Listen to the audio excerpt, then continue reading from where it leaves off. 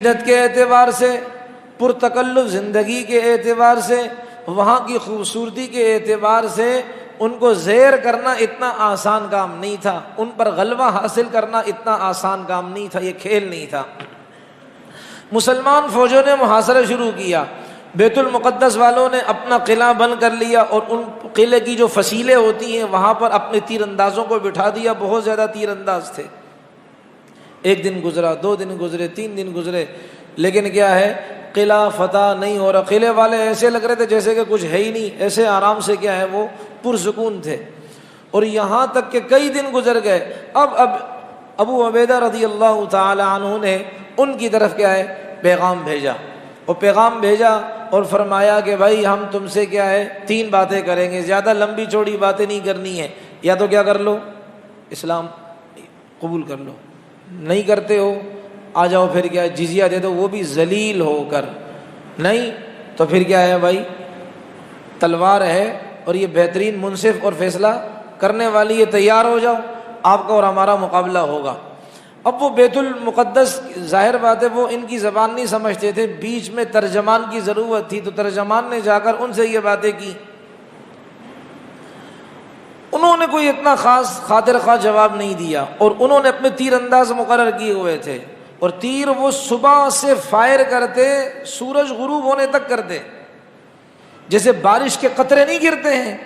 ایسے تیر کیا ہے وہ گر رہے تھے، اتنی تیزی سے گر رہے تھے، لیکن کوئی نتیجہ نہیں نکلا۔ پھر مسلمانوں کا محاصرہ لمبا ہوتا گیا، مہینہ مہینے سے اوپر محاصرہ لمبا ہوتا گیا۔ اب آخر میں 4 مہینے گزر گئے، مجاہدین بھی 4 مہینے لگاتے ہیں، 4 مہینے بیت المقدس کا محاصرہ ہو گیا تو 4 مہینے جہاد میں بھی ہیں، تو بیت المقدس کا محاصرہ 4 مہینے کا ہو گیا۔ بھائی یہ نہیں ہے، وہ تو کبھی محاصرہ 2 دن میں ختم ہوتا ہے، کبھی 4 دن میں ختم ہوتا ہے، تو کیونکہ روزہ ہے نا تو تھوڑا سا ایسے عجیب عجیب بیٹھے ہوئے، تھوڑا سا ہنسانے کے لیے، ہلانے جلانے کے لیے، تو 4 مہینے گزر گئے بیت المقدس کا محاصرہ، ابھی کچھ نتیجہ نہیں نکل رہا، کیا کریں؟ تو اس صورت میں پھر کیا ہے، انہوں نے اب بیت المقدس والے بھی تنگ آنا شروع ہو گئے، ان کی عوام تنگ آنا شروع ہو گئی، اور انہوں نے کہا بھائی اپنے پوپ وغیرہ سے کہا کہ کچھ کرو۔ تو پوپ نے کیا تجزیہ پیش کیا، اس نے کہا کہ ان میں ایک آدمی ہے، اگر وہ ہوگا تو بیت المقدس فتح ہو جائے گا، اگر ان میں وہ آدمی نہیں ہے تو بیت المقدس فتح نہیں ہو سکتا، اور گھبراؤ نہیں، کیونکہ بیت المقدس کے اندر ایک قلعہ تھا، اس قلعے کے اندر کیا ہے یہ لوگ آ گئے تھے اپنے پادری کے پاس، وہ قلعہ کہہ رہا ہوں کنیسہ تھا، گرجا گھر تھا، اس کا نام قمامہ تھا، اور اس کی وجہ بھی بتاؤں گا کہ قمامہ کیوں کہا جاتا ہے۔ اس گرجا گھر کے اندر آ گئے تھے، اس چرچ کے اندر آ گئے تھے، وہ کہا بھائی فتح نہیں ہو رہا، تو اس پادری نے کہا کہ بھائی فکر کرنے کی ضرورت نہیں، جاؤ یہ دیکھو کہ اس قلعے کے اس کے باہر جو مسلمانوں نے پہرا اور محاصرہ کیے ہوئے ہے تو اس میں عمر نام کا آدمی ہے یا نہیں ہے، اگر عمر نام کا آدمی ہوگا تو قلعہ فتح ہو جائے گا، یہ بیت المقدس کیا ہو جائے گا، فتح ہو جائے گا، اگر عمر نام کا آدمی نہیں تو یہ فتح نہیں ہوگا، اس لیے کہ میں اپنی مذہبی کتاب کا سب سے زیادہ تم میں پڑھنے والا ہوں، اور میں نے اس سے پڑھا ہے، اور ہم نے اپنی پرانی مذہبی جو انجیل کے نام سے ہے اس میں ہم نے مطالعہ کیا ہے کہ اس یروشلم کو، اس ایلیا کو، اس بیت المقدس کو جو فتح کرے گا وہ محمد پاک علیہ الصلوۃ والسلام کا صحابی ہوگا، نام عمر ہوگا، خطاب والد کا نام ہوگا، اگر وہ ان میں ہے تو بس پھر چھوڑ دو، پھر تم جیت نہیں سکتے، اگر وہ نہیں تو خوشی مناؤ کہ اب تک کیا ہے قلعہ تمہارے ہاتھ میں رہے گا۔ اب جب یہ ہو گئے اور تحقیق کی، اور حضرت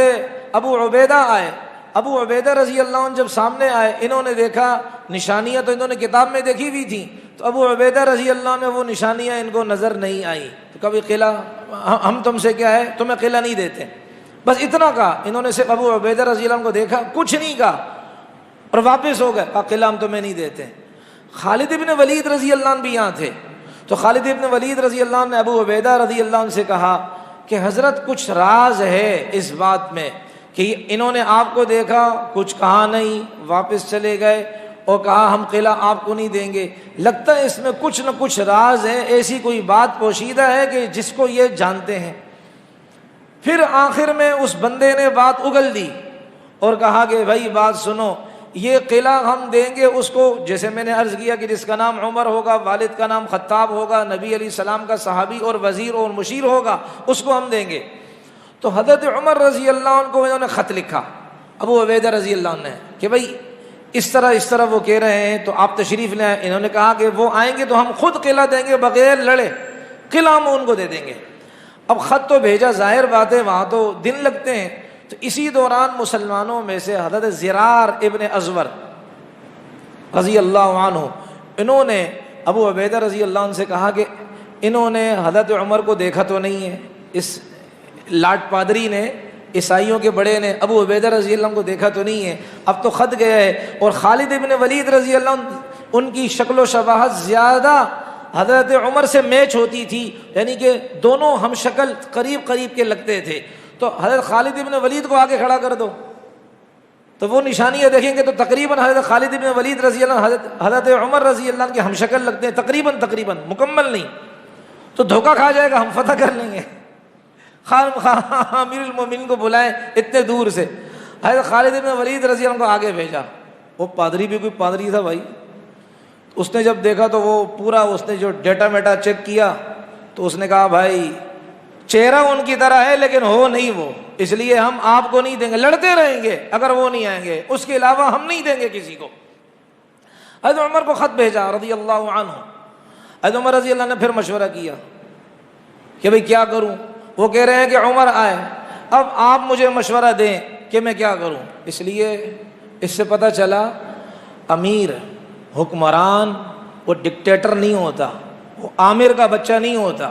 اسے اپنے ساتھیوں سے مشورہ لینا پڑتا ہے، اپنے ساتھیوں سے رائے لینی پڑتی ہے۔ اس کے ساتھی اس کی لونڈیاں اور غلام نہیں ہیں، یہ ان کا آقا نہیں ہے کہ جہاں چاہے چلائے ان کو، ان سے مشورے کا وہ پابند ہوتا ہے۔ حضرت عمر جیسا انسان جن کے بارے میں نبی علیہ السلام نے فرمایا اگر کوئی نبی ہوتا میرے بعد تو یہ ہوتا، لیکن نبوت کا دروازہ بند ہے، تو رسول اللہ صلی اللہ علیہ وسلم کے صحابی نے اپنے ساتھیوں ماتحتوں کے ساتھ مشورہ کیا،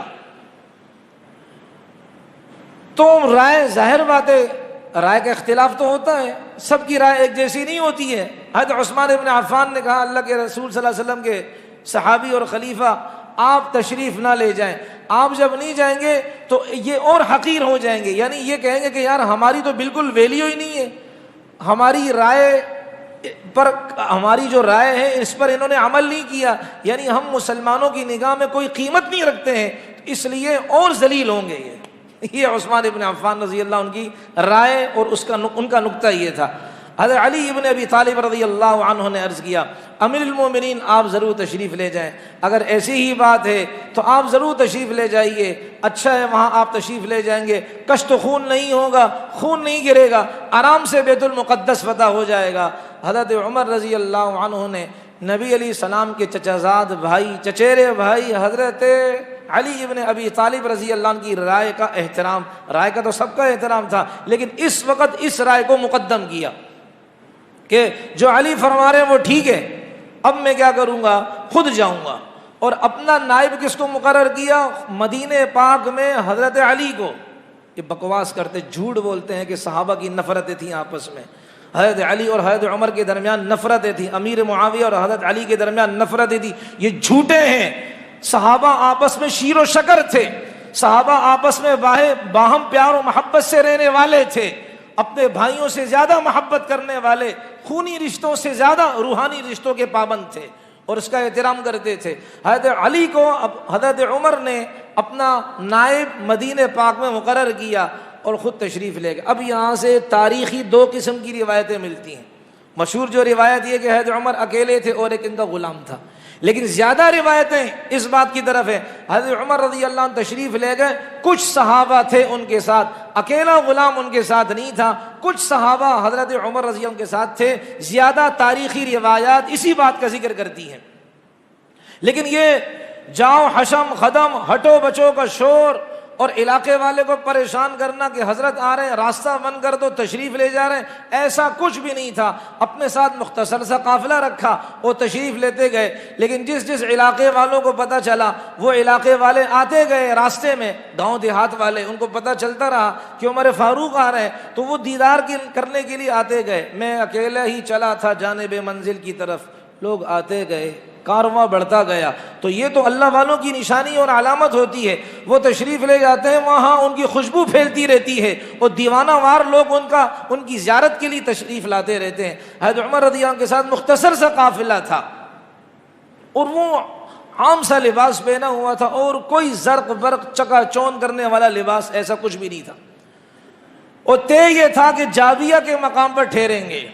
یہ بیت المقدس سے کچھ فاصلے پر ایک جگہ کا نام ہے جابیہ، یہاں جا کر ٹھہریں گے۔ حضرت عمر رضی اللہ عنہ وہاں ٹھہرے۔ اسی وقت مقررہ پر حضرت خالد ابن ولید بھی آئے، حضرت ابو عبیدہ بھی آئے، زرار ابن ازور بھی آئے، یہ بڑے بڑے جرنیل یہ بھی آئے حضرت عمر رضی اللہ عنہ کے پاس، اور حضرت عمر رضی اللہ عنہ کو دیکھا کہ انہوں نے بہترین قسم کا لباس پہنا ہوا ہے، تو حضرت عمر اس معاملے میں اشدہم فی امر اللہ عمر، اللہ کے معاملے میں بڑے سختی کے پابندی کرنے والے وہ کرانے والے تھے۔ فرمایا یہ کیا تم نے کیسا لباس پہنا ہوا، عجمیوں کا لباس، فاخرانہ لباس پہنا ہوا ہے؟ انہوں نے عرض کیا حضرت مجبوری ہے، اس کے اندر اسلحہ ہے۔ پھر انہوں نے کچھ بھی نہیں